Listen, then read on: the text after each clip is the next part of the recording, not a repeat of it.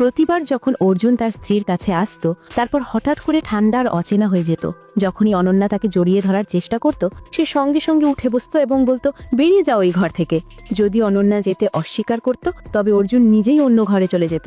যাবার আগে প্রতিবার একই কথা বলতো, বিছানার পাশে রাখা মধু মিশানো জলটা খেয়ে নিও। কিন্তু 3 বছরের বিয়ের পরও অর্জুন জানত না যে অনন্যার মধুতে অ্যালার্জি আছে। সেই রাতেই অনন্যা ঠিক করলো, এই একতরফা সম্পর্ক সে আর টিকিয়ে রাখবে না।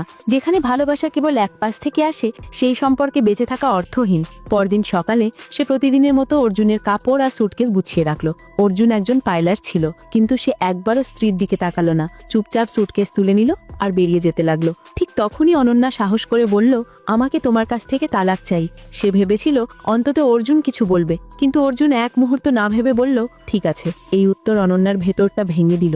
যে মানুষটাকে সে 10 বছর ধরে নিঃশব্দে ভালোবেসেছিল, তার কাছে সে ছিল কেবল এক চুক্তির অংশ। স্কুল জীবনে অর্জুন ছিল সবার নজরের কেন্দ্রবিন্দু। অনন্যা প্রতিদিন এক বোতল জল নিয়ে আসতো, যেন কোনোভাবে অর্জুনকে দিতে পারে। কিন্তু প্রতিবারই অর্জুনের প্রেমিকা আগে এসে যেত।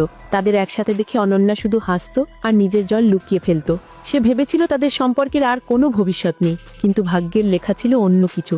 যখন অর্জুনের প্রেমিকা পড়াশোনার জন্য বিদেশে গেল, সে একেবারে ভেঙে পড়ল। প্রতিদিন মদে ডুবে থাকতো। সেটা অনন্যা সহ্য করতে পারল না। নিঃশব্দে তার পাশে দাঁড়ালো। একদিন অর্জুন বলল, তুমি কি আমাকে বিয়ে করবে 3 বছরের জন্য? বদলে তোমাকে 1 লক্ষ টাকা দেব। অনন্যা এক মুহূর্ত না ভেবে হ্যাঁ বলে দিল। অর্জুন ভেবেছিল সে টাকার জন্য রাজি হয়েছে, তাই 3 বছর ধরে তার প্রতি ছিল বরফের মতো ঠান্ডা।